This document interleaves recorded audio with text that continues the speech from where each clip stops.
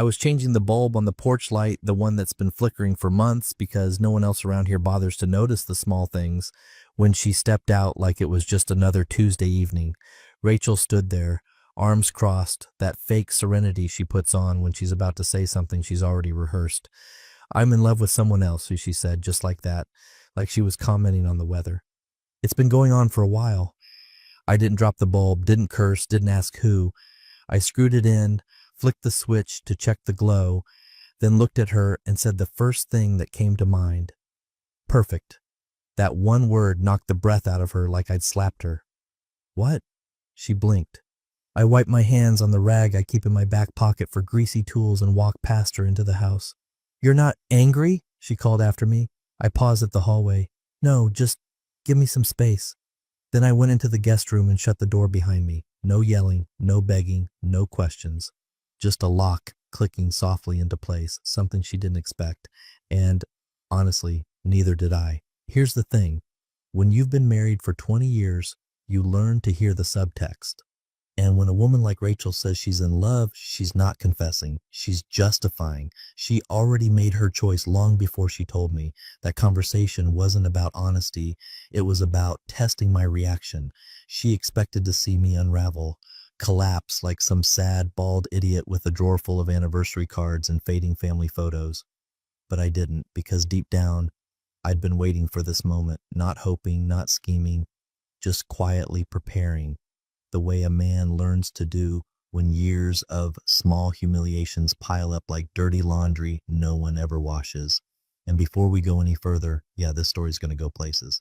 So if you're one of the 90% who reads and scrolls without hitting subscribe, maybe this is your moment. It helps us more than you think and keeps stories like this coming. Really, it matters. Now back to Rachel. She didn't knock on the door that night. She didn't even try to fake concern. I think she mistook my silence for emotional death. "He's just shutting down," she probably texted her lover, who I assume has a name like Greg or Tyler, something that sounds like a man who wears bracelets made of boat rope and drinks overpriced mezcal. Whatever. Let's call him Ethan. They always end up being Ethans. The guest room smelled like cedar and dust, boxes of old tax records, my backup laptop, and the antique dresser her aunt gave us that she hated. I lay there staring at the ceiling fan and wondering how many times she rehearsed that little performance, the calm voice, the poised body language, probably practiced in front of the mirror between yoga poses and Pinterest boards titled New Beginnings. But here's what she didn't know. She didn't know that I noticed when her perfume changed 6 months ago, something fruitier, younger, desperate.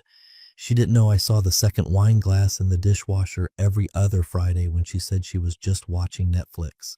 She didn't know I paid the cell phone bill, and while I never checked her messages, I did see that mysterious spike in late-night data use.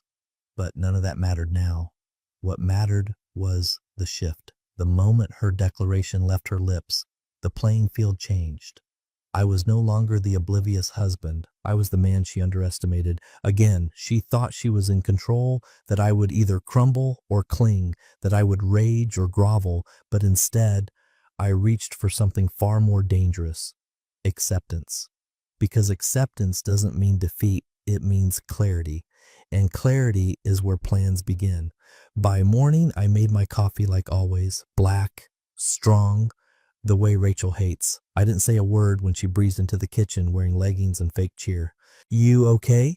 she asked, smiling just a little too wide, like a nurse checking on a sedated patient. "Great," I said, sipping slowly. "Really peaceful sleep." She blinked again, trying to read the sarcasm. It's always fun when they start second-guessing their own manipulations. "You sure?" she pressed. "Because I know that was a lot to—" "Rachel," I interrupted, "you made your move. I'm just adjusting my pieces." That one made her stop chewing her granola bar. I walked out to the garage. That morning, I started clearing out a corner. My tools, my spare boxes, that old lockbox she always assumed had fishing gear. It didn't. It held documents, a flash drive, copies of things I never deleted, things she forgot she signed. The game had started. And unlike her, I didn't need a cheerleader or backup. I just needed time. And she just gave me the perfect excuse to take it. Rachel started dressing like a woman who just discovered Instagram. Bright colors, tighter fits, newer shoes. Not inappropriate, just different, calculated, the kind of calculated that said, look what you missed out on, even if no one had said anything. She came home later and later, usually humming. Wine night with the girls became a quick dinner with Mark and Jenna, or just one drink after the workshop. Every time the smile lingered on her lips like she was doing something daring and romantic, not pathetic and cliche. I kept mowing the lawn, trimming the hedges. Sunday mornings, I polished the truck I barely drove anymore just to be out of the house. On Tuesdays, I started going to church again, not for salvation, I've got no illusions about being forgiven, but because silence inside stained glass hits different when you're planning a quiet war.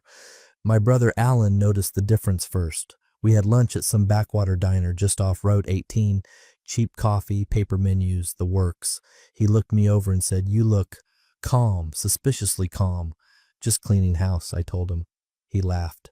"You mean the actual house, or—" I didn't answer. Meanwhile, Rachel was giddy. That kind of giddy you only see in people who think they're about to win something they didn't earn. She started leaving makeup on the vanity again after years of keeping it in her drawer. New shampoo, that citrusy stuff that filled the whole bathroom like an air freshener in heat. Her phone, once guarded like a vault, now sat face up on the kitchen island. She wanted me to see the silence, wanted me to know I wasn't being texted anymore. One night I passed her in the hallway and she said, "You don't even ask where I've been anymore." "Do I need to?" I replied, not slowing down. She chuckled, shaking her head like I was being passive-aggressive, but she missed the point. I wasn't being anything. I just stopped playing. To her sister, she bragged. I heard it one afternoon while pretending to fix the leaky faucet in the guest bathroom, an excuse that let me be near the vent that carried sound from the kitchen. "He's just done," she said. "It's weird. He moved to the guest room, and it's like he checked out. No yelling, no crying. It's kind of a relief, honestly." Her sister asked something muffled. No divorce yet. He hasn't brought it up, but honestly, I think he's too embarrassed. Or maybe too tired. Either way, I think he knows it's over." Embarrassed? That part made me laugh. I'd been called many things in this life, but embarrassed by her? No, more like observant. Because while Rachel shopped for sundresses and smiled at her phone, I was reorganizing file drawers, the ones she never touched, because papers bored her unless they had numbers with dollar signs. Our house had been refinanced under my name after we married, a move she supported because she said financial stuff stresses me out. Same with our vehicles, our living trust, our joint savings, which wasn't as joint as she thought, because years ago, I started shifting funds into something else, not offshore, just strategic. One particular Sunday while she was at yoga, I installed a deadbolt on the office door. She saw it later that night and blinked like she hadn't expected it. "What's with the lock?" she asked casually, holding her smoothie. "Organizing documents," I replied. "Didn't want the dogs getting in." We didn't have dogs. Haven't for 5 years. She squinted, realizing the lie was deliberate and didn't press. Every night I scanned a few more documents, old utility bills, car titles, her medical expenses. Yes, I kept copies. And then the real stuff. The prenup, our trust agreement, her signed consent forms from when I opened that secondary account just for emergencies. They were all in a folder labeled tax stuff. No one ever touches the tax stuff. Rachel's lover, Ethan, as I'd come to confirm via a glimpse of a receipt she carelessly left in her coat pocket, was apparently a creative consultant for a tech startup. Translation, a broke dreamer with a gym membership and no 401k. She had chosen instability disguised as excitement, a man who would talk about living in the moment while borrowing gas money. The best part? She thought I was losing. That every lawn I mowed, every casserole I accepted with a polite nod, was me giving up. But there's a reason poker's played with a straight face. One night, she came home later than usual. I was in bed, reading. She leaned in the doorway like she wanted a reaction. "Late meeting," she said. I looked up, marked my page, and replied, "I hope it was productive." Her mouth tightened. That wasn't the line she expected. She left. Rachel believed silence meant surrender. What she didn't understand, what people like her never understand, is that some men don't scream, some men don't beg. We build, and by the time they hear the hammering, it's already too late. 2 weeks after her grand declaration, Rachel finally ventured into the guest room. She didn't knock. Just pushed the door open like she still had a claim to every square inch of the house, like walking into someone else's space was her God-given marital right. I was sitting on the bed, laptop balanced on my knees, adjusting some files on a spreadsheet that would never see her eyes. She tilted her head. "You've been quiet." I looked up. "You've been busy." She leaned against the doorframe, arms crossed. "Are you seeing someone?" There it was, the test, the bait, the low-stakes accusation disguised as casual interest. She wasn't worried I'd moved on. She was worried I hadn't collapsed yet. I smiled, not the warm kind, but the kind people give when they're 3 steps ahead in a chess match and pretending to think. "No, just organizing." She frowned slightly. "Organizing what?" I closed the laptop softly. Not like a man hiding something, like a man done with a task. "Our transition." She let out a short, barked laugh, mocking, high-pitched, brittle at the end. "There's no need for that yet. I haven't made a final decision." That last part, it wasn't a slip, it was a power play. She wanted to remind me she was still the one holding the detonator, that her little affair didn't count until she decided it did. I held her gaze. "You already did. I'm just catching up." Her face didn't fall, but it shifted, just enough to register the realization that I wasn't bluffing, I wasn't breaking, and I definitely wasn't waiting. She left without another word. No sarcasm, no quip, just silence, and the soft padding of socked feet on hardwood as she walked away. Later that evening, I found her in the kitchen, pretending to scroll through recipes on her tablet like she'd suddenly become inspired to cook again. The air was thick with unspoken questions. I poured myself a glass of water, took a slow sip, and walked out without saying a word.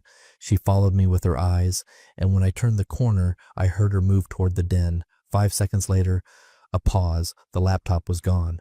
The desk drawer, empty, the bookshelves still full of fake motivation titles she never read, remained untouched, and the office door across the hall, locked, deadbolt, industrial. She hadn't even noticed I swapped it out. The next morning, she asked while buttering her toast, "Why'd you move your laptop?" "I needed quiet," I replied. She waited, hoping I'd elaborate.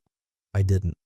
"Michael," she said, testing my name like it might unlock something. "You're acting strange." I shrugged. "You told me we're on different paths. I'm just making mine cleaner." She tried to dismiss the comment with a laugh, but it didn't land. Control had been her currency for years. She spoke softly, planned softly, cheated softly. She was used to emotional leverage, silent suffering, polite withdrawal, tears. But not this, not composure, not indifference wrapped around a loaded phrase like "our transition." And she certainly wasn't prepared for me to operate like she wasn't the center of the plan anymore. What she didn't realize was I'd already stopped thinking like a husband. I'd started thinking like a strategist. Because marriage teaches you patterns, routines, habits, loopholes. I knew which drawer she hid her jewelry receipts in. I knew what browser she used when she didn't want her history saved. I knew how often she ignored our financial meetings and which documents she signed without reading because she trusted I'd handle the details. She was never a villain, just careless. With her love, with me, with the very foundation she thought I'd never challenge. So I sat in that guest room, documents spread across the bed like pieces to a puzzle she didn't even know existed. Not revenge, not yet, just clarity, just control, returning to the one person in this house who never once tried to hold it. Until now. The next night she tried a different approach. She brought a bottle of wine into the living room and poured 2 glasses. "Just talk?" she asked. I took 1 sip, said thank you, and went back to the office, locked the door behind me, let her wonder what I was organizing. Because what Rachel never understood is that silence isn't surrender. It's the sound of a storm gathering. It arrived on a Tuesday. Rachel usually didn't bother with mail. Bills bored her. Envelopes with windows went straight to the kitchen counter to die a slow death under takeout menus and yoga class flyers. But this one was different, official looking, stamped with the county seal, hand addressed, thick. I knew the moment she opened it. I was outside watering the azaleas that she never remembered to prune. The door creaked, then slammed harder than necessary. I gave it 10 seconds. 11. 12. "Michael!" she snapped, storming down the steps like a prosecutor at closing arguments. I let the hose keep running. Calm hands, soft soil, just enough tension to make her think she was interrupting something that mattered. You moved the house? She said, voice tight, high-pitched. Not rage, uncertainty disguised as authority. What is this? She held the letter out like it was radioactive. I turned the water off slowly, faced her. I bought it before we married, I said evenly. I just corrected the paperwork. You put it in a trust, in your name. I nodded. That's right. Her eyes narrowed. That's not a correction. That's theft. Feel free to ask your lawyer, I said, walking past her. I've already spoken to mine. She followed me. You think this is funny? You think you can just move things around behind my back like I'm some stranger? You made yourself one, I said, almost kindly. She flinched, then went cold. I'll take legal action. I looked at her the way a man looks at a chessboard he's already won. You'll find the prenup airtight. She opened her mouth, closed it, opened it again. The prenup was years ago, she said. Things have changed. I gave her the shrug she'd given me when she told me she was in love with someone else. Not the law. She called him that night. I didn't need to hear the full conversation to know. Her voice dropped an octave, suddenly fragile, looking for backup. He's up to something, I heard through the vent. He's locking doors, moving paperwork. I just got a letter from the county. A pause, then, yes, the house. I thought it was ours. Another pause, then laughter. Not hers, his. You said he was passive, he chuckled. Let him play his games. It's probably just pride. He'll get tired. Of course, Ethan, yes, I confirmed the name, would say that. The man drives a leased car with someone else's name on the insurance and gives unsolicited financial advice to women during wine tastings. He wouldn't recognize strategy if it audited him. What Rachel didn't understand, what Ethan definitely didn't, is that I don't get tired. That night, I made chicken stir-fry. I used to cook every Friday. She used to call it comfort food night. She didn't eat, just sat at the table, arms folded, still staring at that county envelope. It's not about the house, she finally muttered. I looked up from my plate. Of course it's not. It's about what you assumed. She blinked. What do you mean? You assumed I'd sit quietly, wait, fade away, maybe even thank you for your honesty. She didn't respond. Instead, I'm taking inventory. You can't just undo everything, she said, but it sounded more like a question than a threat. I finished my bite, chewed slowly. I'm not undoing anything. I'm adjusting the forecast. She left the table before I finished the meal. Later that week, she tried to get into the office. She rattled the handle, found it locked, and tried again later when I was in the shower. I had installed a secondary lock on the inside, silent, flush, invisible unless you knew where to look. When I stepped out of the bathroom, she was waiting, towel over her shoulder, eyes hard. Why are you locking yourself in like that? I don't like interruptions, I said, drying my hands. Since when? Since you redefined everything.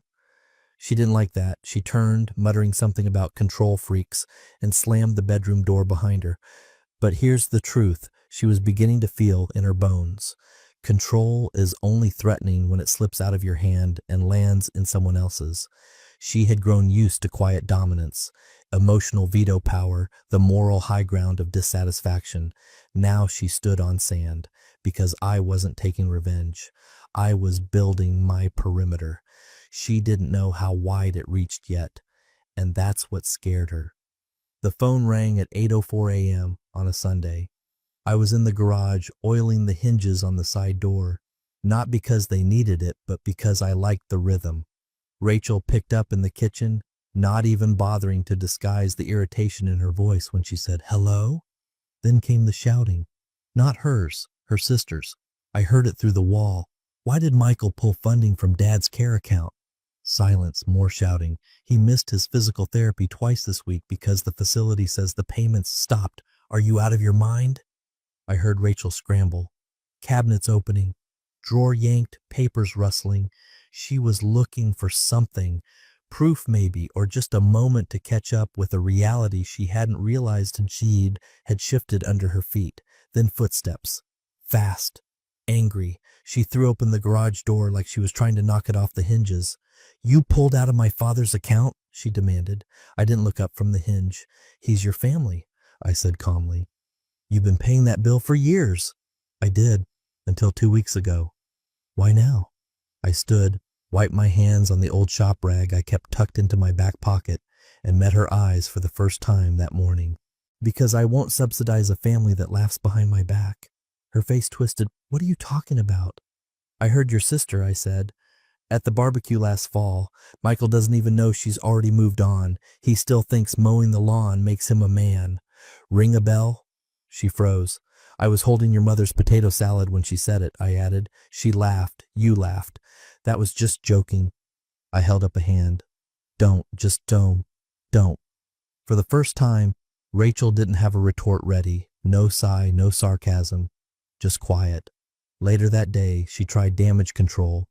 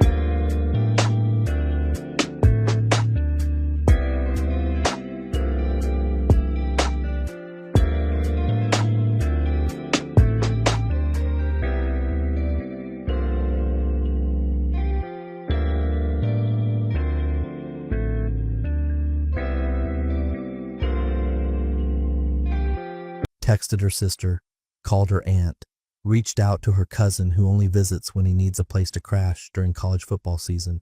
But the warmth had cooled. The replies were delayed. The tone clipped. She didn't know, of course, that I'd written letters. Not angry ones, not emotional rants, just facts. Printed, signed, mailed. To every member of her family who ever thanked me through gritted teeth and whispered behind my back. Statements of payment, timelines, bank transfers, all the quiet financial weight I carried over the years, her father's assisted living, her mother's car repair, the emergency loan I gave her sister when she couldn't ask her husband, itemized and outlined like a polite audit of goodwill. No accusations, no insults, just the truth. Truth has a way of making people feel uncomfortable when they benefit from the lie. A week later, her cousin unfollowed her on Instagram. Petty, yes, but telling. Her mother stopped calling. Her sister's Facebook went oddly silent. At dinner one night, she'd tried to cook as if playing wife again might cast some spell over the unraveling. She sat across from me, fork toying with roasted potatoes she didn't eat. Did you have to embarrass me? She finally asked. I tilted my head. Did I? You made me look like I used you. I set down my fork. No, I said. You did that. She stood up so suddenly her chair screeched. Walked out. I heard the click of her heels on the stairs and the muffled slam of the bedroom door. But she didn't cry. Rachel never cried when she was guilty. She only cried when she was afraid. The next morning I found her in the kitchen, scrolling through her phone, thumb moving slow, expression tight. She didn't look up when I poured my coffee. Your family hasn't changed, I said softly. They just finally got a look at the receipt. She opened her mouth to snap back, but nothing came out. She knew. They weren't angry at me. They were embarrassed by her. Because for years, they painted me as boring, passive, dependable to the point of invisibility. And now, when the invisible man pulled back, they realized how much weight he'd been holding up. Rachel hadn't lost a husband. She was beginning to lose her audience. And that scared her more than the silence. The panic didn't begin with a scream. It began with silence. Rachel came home holding a manila envelope like it might contain explosives. She didn't drop her purse or kick off her heels like usual. She walked straight to the dining room table, placed the envelope down, and stared at me while I buttered my toast. Tell me this isn't real, she said. I didn't look up. That depends on what this is. She slid the paper across the table with 2 fingers like it was tainted. The letterhead was from the Registrar's Office for Small Businesses. It confirmed the transfer of a 12% stake Rachel's stake in a boutique interior design firm she'd once co-founded with a friend from Pilates, the same stake I'd helped her acquire 6 years ago when she didn't have the credit score to sign a damn lease on her own, the same business she forgot about until tax season every year. Now it was mine again. Her name removed, mine restored. She sat down slowly, like her knees suddenly felt like glass. I don't understand. This isn't a joke, right? I finally looked up. Nope, that's the updated filing. Took them longer than usual. You can't just take it, she snapped. You gifted that to me. I reached into the drawer beside me, pulled out a folded slip of paper, and placed it beside her wine glass from the night before. You signed the transfer 2 months ago. She stared. I signed this? You did. When? I shrugged.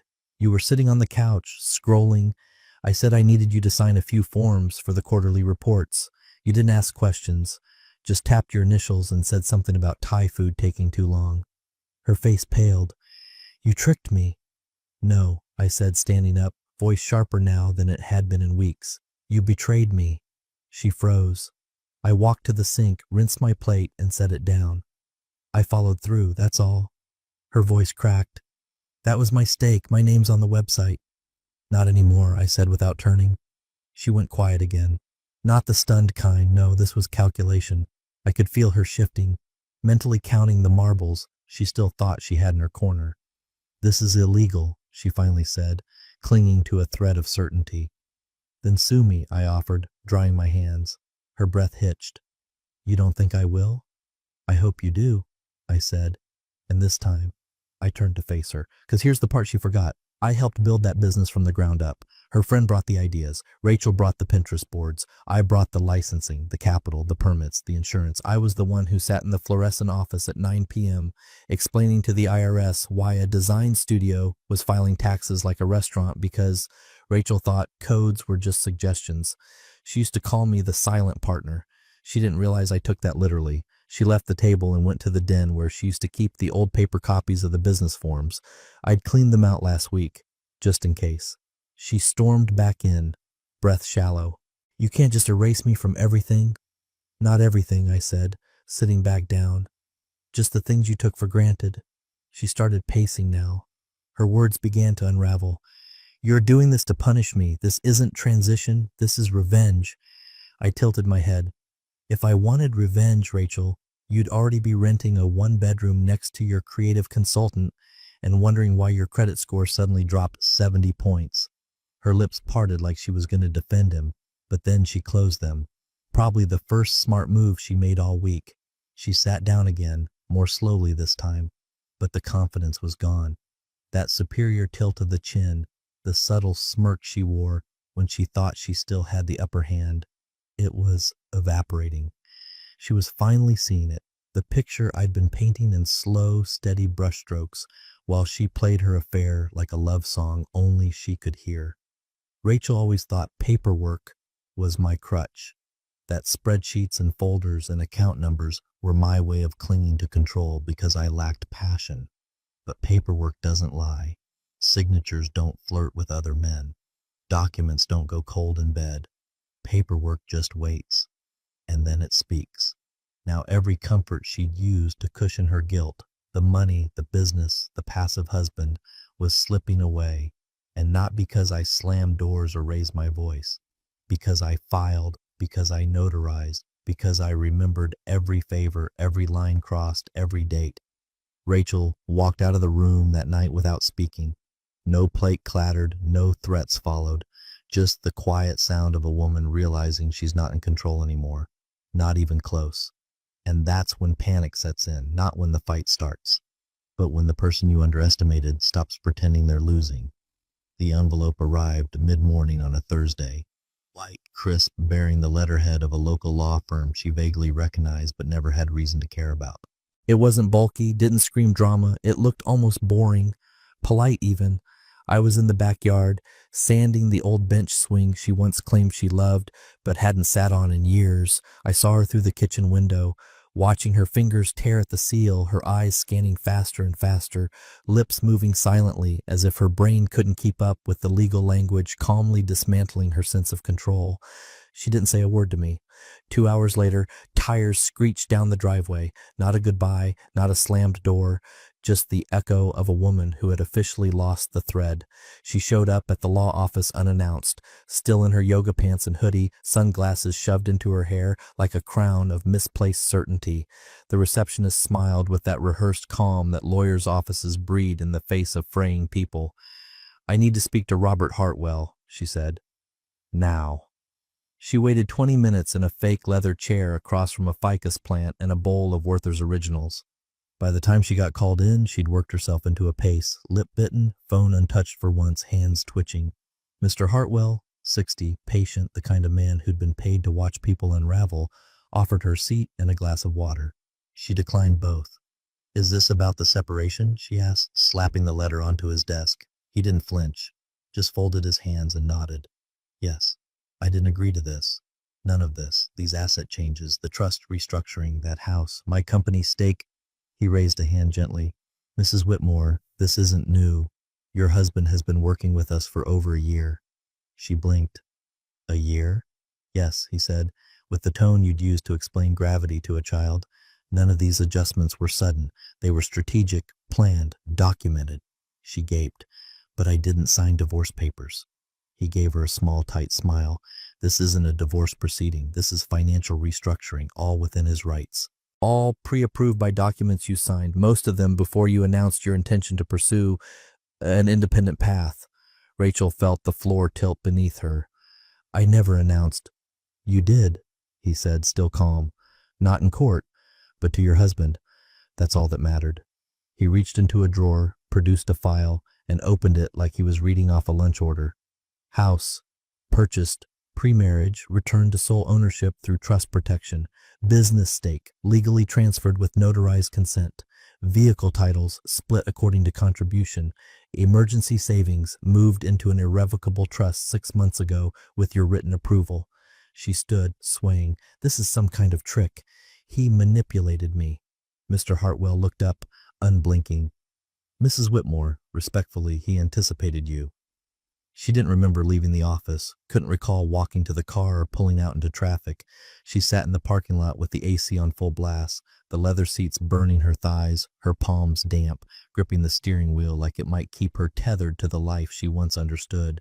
For 20 years, she told herself she had the upper hand, that I was the safe one, the simple one, that she was the storm, and I was the dock, too slow to catch fire, too dependable to retaliate. But I had been moving for a long time.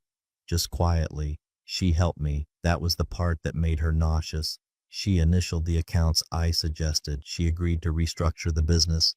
Just for clarity. She signed the forms I handed her with dinner, while she texted Ethan under the table and asked if we still had that one bottle of red she liked. And all this time I was preparing. Not for war, not for vengeance. For escape. The kind of escape where you don't run screaming from the house. You walk away with the deed in your name and your dignity fully intact. When she came home that night, she didn't slam the door. She walked past me, silent, while I was reading on the porch. She paused briefly, as if to say something, but what do you say to the man you thought you'd left behind, only to find out he'd been 2 steps ahead all along? She went inside. I turned the page. She still hadn't realized the scariest part. I hadn't even started dismantling her illusions yet. I was simply showing her the floor plans. By the time October rolled around, Rachel had stopped coming home smelling like overpriced perfume and Pinot Noir. She started coming home with silence clinging to her like static. No humming, no smug glances, no fake yoga stories about how liberated she felt. Just quiet, deflated, heavy, cautious. The glow was gone. I didn't ask why. I didn't need to. I saw it in the way she winced when her phone buzzed. In how often she left texts unanswered, how her laughter over video calls disappeared completely.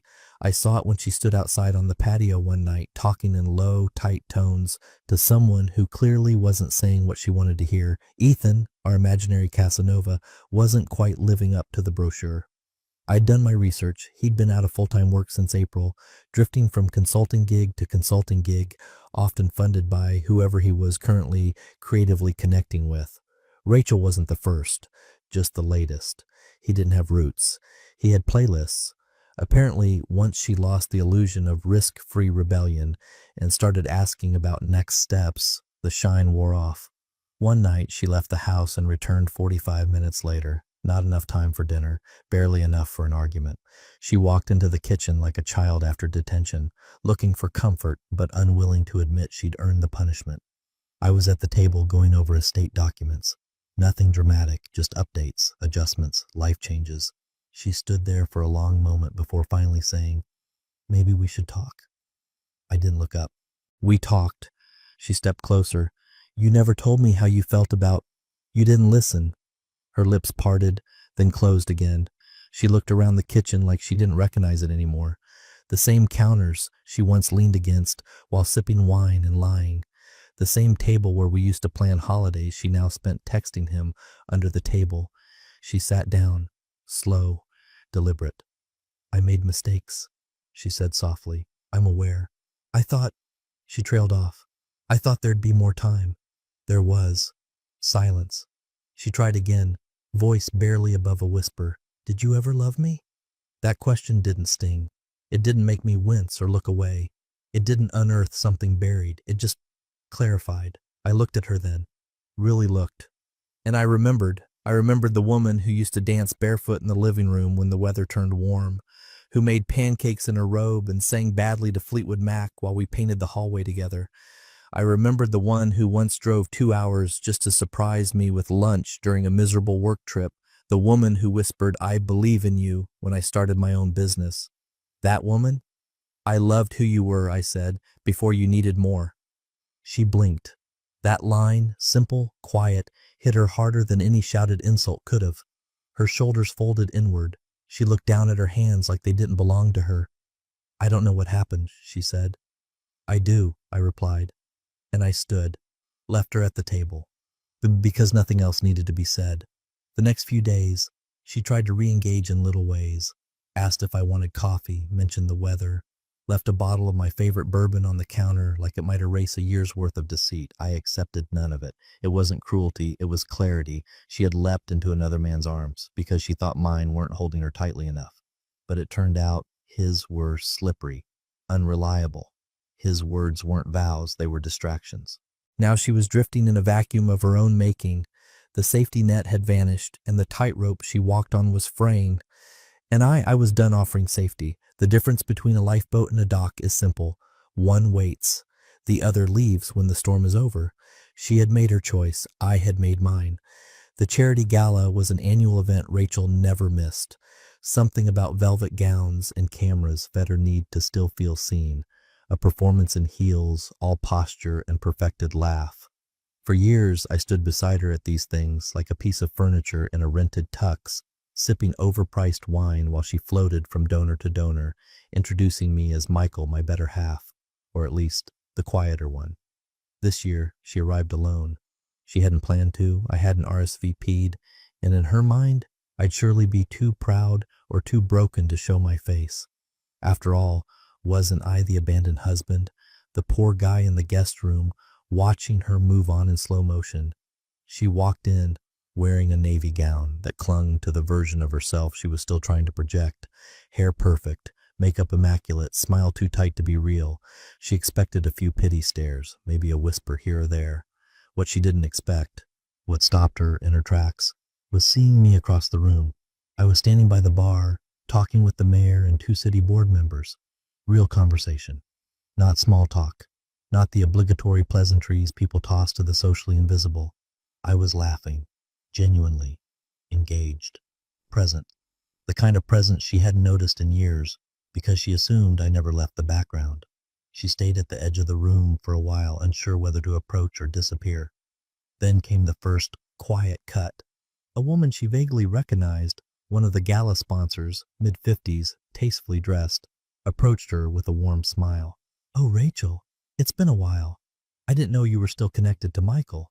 Rachel blinked. We're married." The woman smiled gently.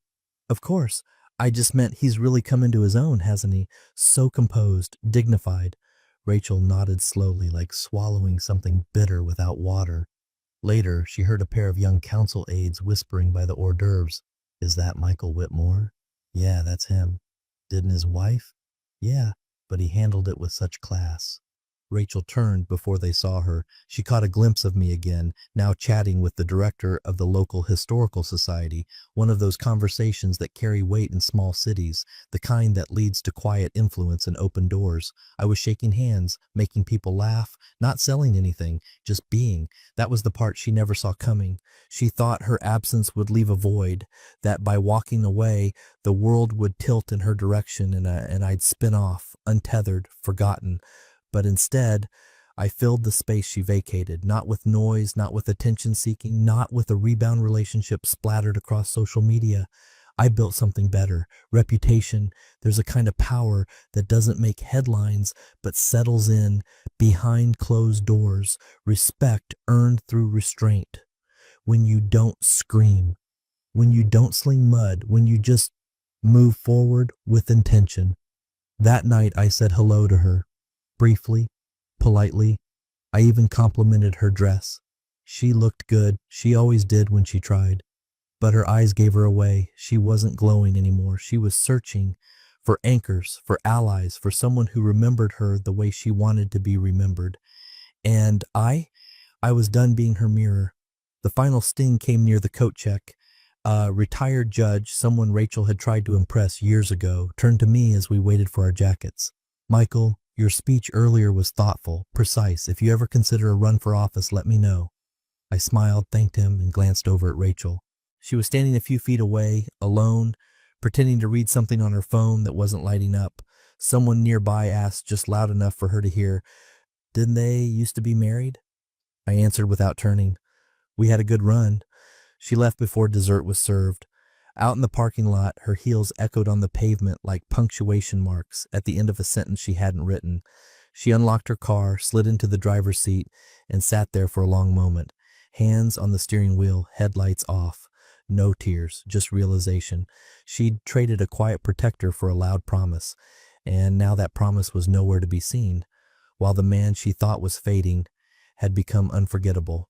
She found it by accident.